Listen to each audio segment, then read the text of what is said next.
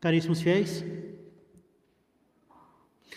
diante da liturgia do Natal do Senhor, um dos grandes mistérios que devem nos tocar é o mistério do perdão, o mistério do fato de que nosso Senhor Jesus Cristo quis descer do céu, se fazer um de nós, a fim de nos levantar da miséria a qual nós tínhamos chegado. Ele veio para pagar uma dívida que ele não devia, porque nós devíamos uma dívida que não podíamos pagar. Repito, para que essa verdade seja gravada em nossos corações.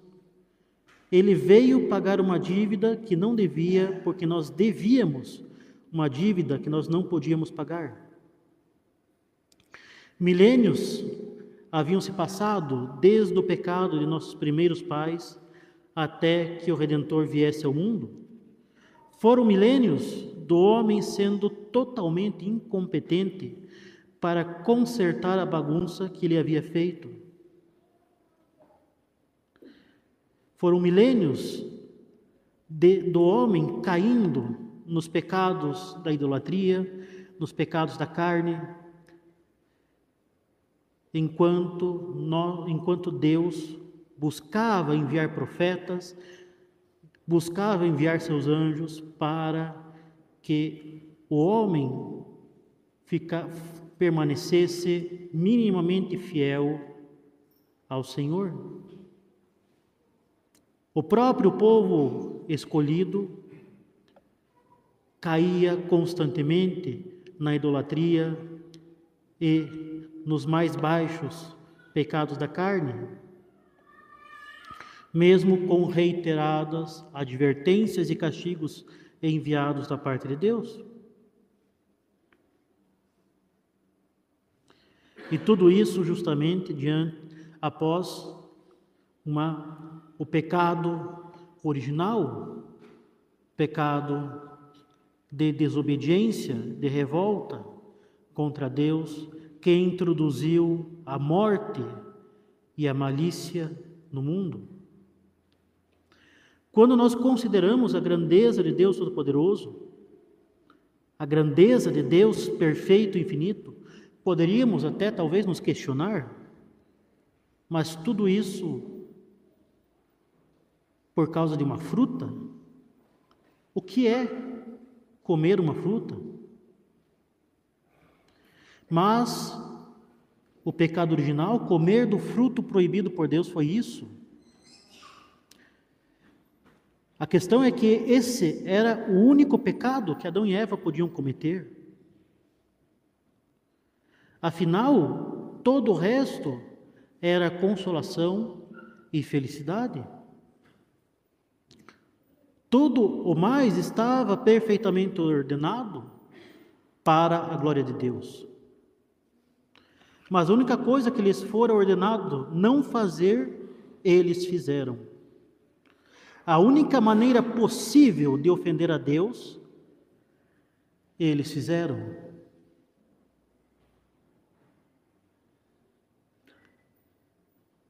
E quando se considera a grandeza de Deus, meus caros, a sua infinitude, um pecado do homem não é capaz de ser reparado ou compensado por um homem. A ofensa se mede pela dignidade da pessoa ofendida. Nós temos, de um lado, uma criatura finita, que é o homem. Afinal, o homem teve um começo, o homem foi criado, o homem depende de Deus para ser mantido na existência. Nós não somos infinitos, não somos eternos como Deus é, e certamente não somos todo-poderosos como Ele é. Eis que então uma criatura finita, criada, ofende um Deus infinito. E ainda ofende com uma plenitude de conhecimento e uma plenitude de malícia.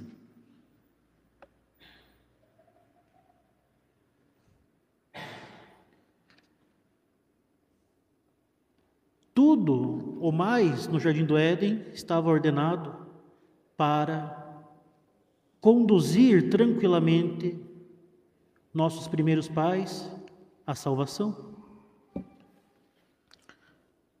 Eles escolheram deliberadamente acreditar na mentira. Eles escolheram deliberadamente ir contra a verdade manifesta por parte de Deus.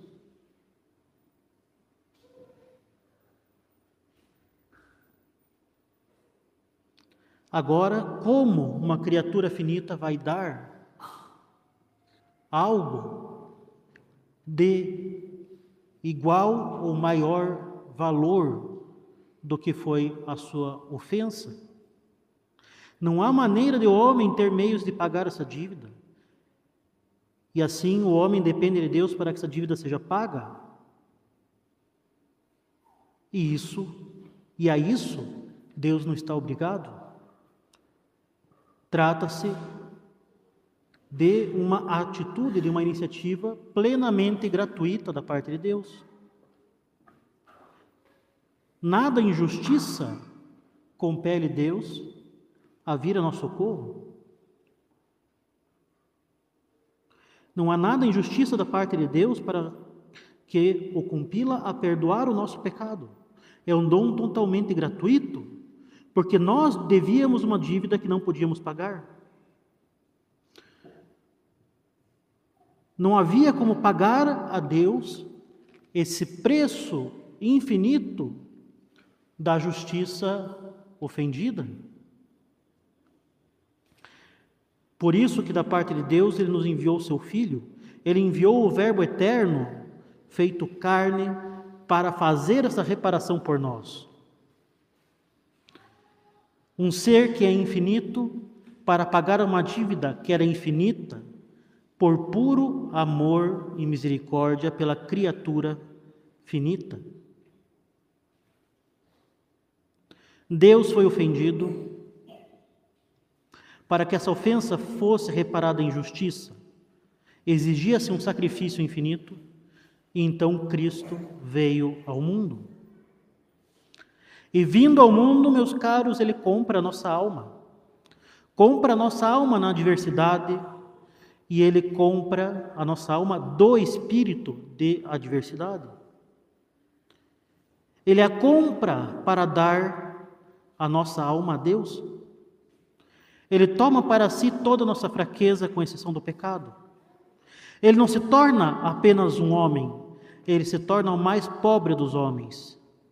Ele não se torna apenas um homem em um estado adulto, pronto para enfrentar o mundo. Ele se torna um bebê, assume a natureza de uma criancinha, um bebezinho que sente frio, fome, que sente o incômodo de nascer sobre a palha em uma noite fria do inverno no deserto de Belém. Ele assume toda a nossa fraqueza para pagar por nossa fraqueza nessa sua vinda ao mundo. E essa sua vinda, meus caros, não se resume àquela noite em que nasceu na gruta de Belém. Sua vinda é contínua, insistente, arrebatadora. Esse seu apelo para pagar a dívida de cada um de nós é contínuo. E este apelo da parte de nosso Senhor Jesus Cristo é avassalador. Ele simplesmente continua vindo até nós reiteradamente.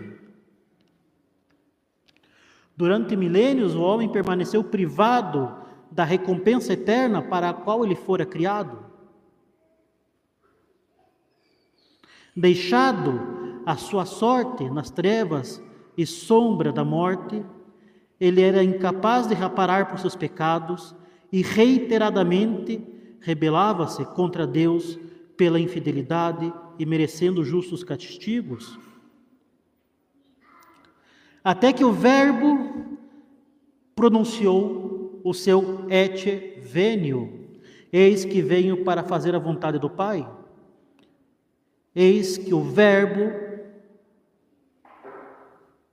que é Deus desde toda a eternidade, veio dar um basta na escravidão do pecado a qual o homem estava sujeito e entregar-lhes na mão do Pai. Eis que o Verbo veio, se fez carne, para dar a graça ao homem, como que dizendo: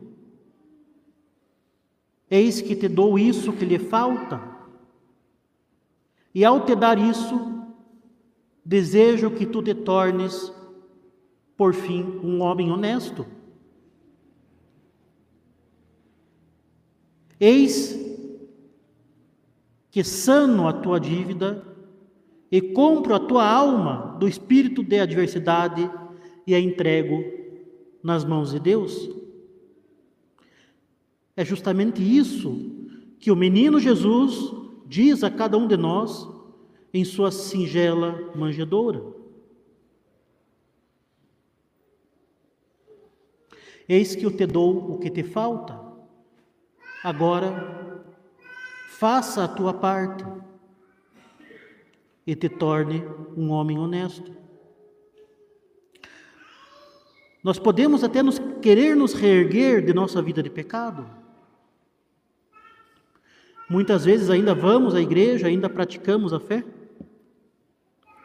Mas há muitas vezes em todas as nossas vidas, onde a tentação, o mundo, as más companhias ou a nossa própria carne inclinada ao pecado ou apenas nossa própria má vontade nos chamam para não fazermos a nossa parte, para deixarmos Deus de lado, como se Ele não levasse a gente tão a sério, como se Ele não tivesse esta seriedade de realmente achar que nós vamos mudar.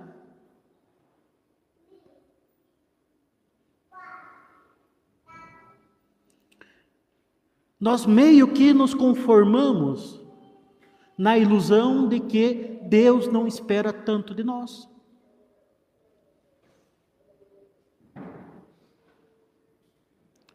E somos, então, mesquinhos com este presente. E o deixamos de lado.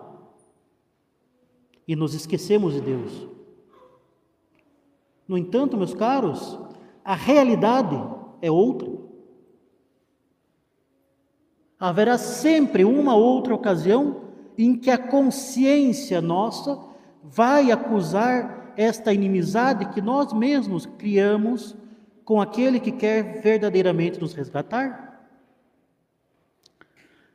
A realidade é que nós passaremos pela igreja e a nossa fé nos indica que Deus está aqui, no tabernáculo, esperando verdadeiramente por cada um de nós, que nós nos unamos a Ele, por meio de uma boa confissão e por meio de uma boa comunhão. Deus nos espera nos sacramentos. Deus nos espera no tribunal da confissão. Deus nos espera na mesa da comunhão. Deus nos espera no alto do altar, ou seja, Ele nos espera do alto da cruz. Deus está sempre fazendo este apelo implacável à nossa alma, para que a nossa alma seja resgatada do espírito de adversidade, para que nós nos tornemos justos e, portanto, amigos de Deus. E então, ano após ano, é a mesma mensagem que o menino Jesus nos envia da gruta de Belém, é o mesmo apelo que ele nos faz de sua manjedoura. Temos o Natal, celebramos o Natal, vemos, contemplamos o presépio, vemos o menino Deus entre os animais na manjedoura. Nós temos Deus que se fez um recém-nascido, o recém-nascido que passou frio entre os animais, sobre a palha, que chorou como chora um recém-nascido, que é exposto ao frio. Quem pode recusar o desamparo de um Deus que se coloca em tais condições? Nenhum de nós pode. E seríamos pessoas de coração bastante frio e duro se o recusássemos. E nosso Senhor nos atrai para si, fazendo-se um Deus que padece de nossos sofrimentos. Ele faz seu apelo, faz esse apelo para nós.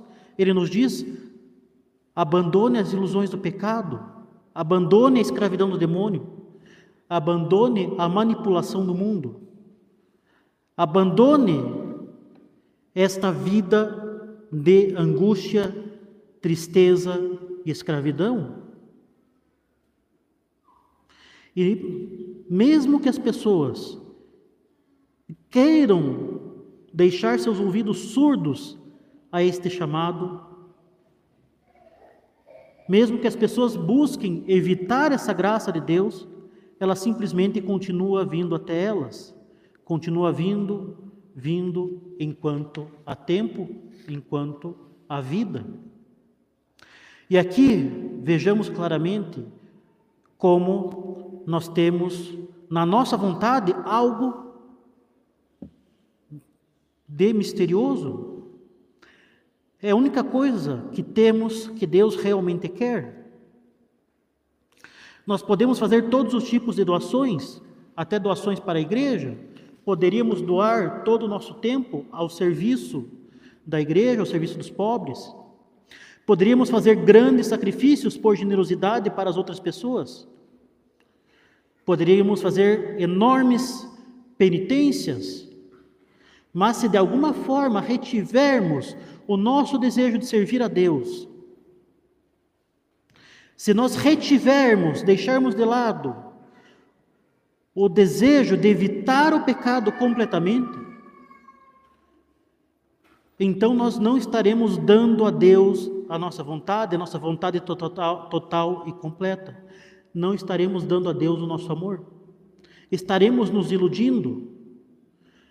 Eu posso entregar meu corpo às chamas em sacrifício, como diz São Paulo, que se não tiver caridade, nada sou.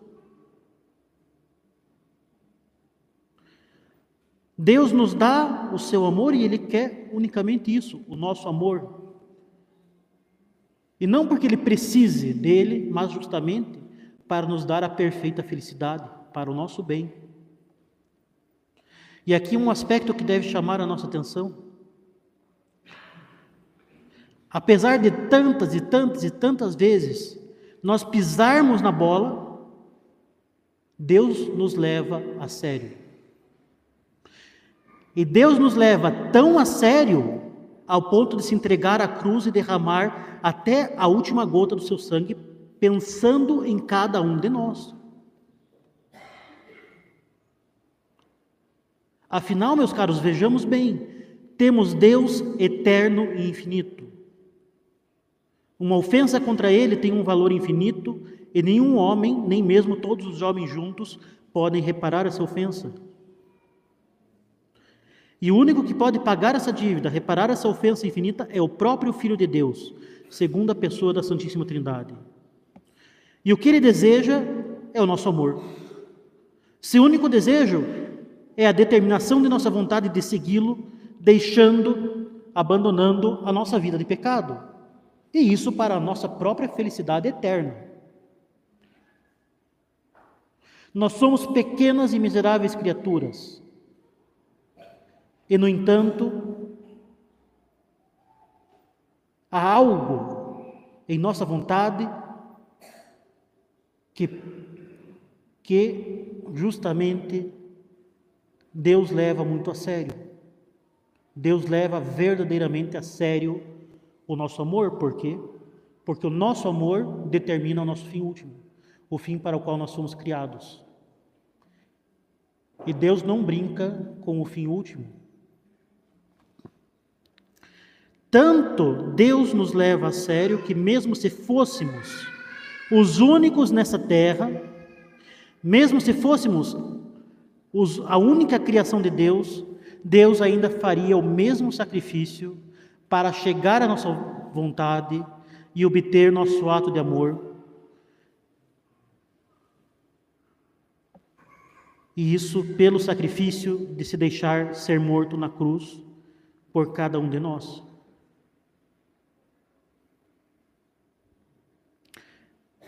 Assim, meus caros, a cada ano no Natal, nosso Senhor faz esse apelo a nós novamente, para, por favor, desistirmos de nossa própria vontade humana para alcançarmos a verdadeira felicidade fazendo a vontade de Deus.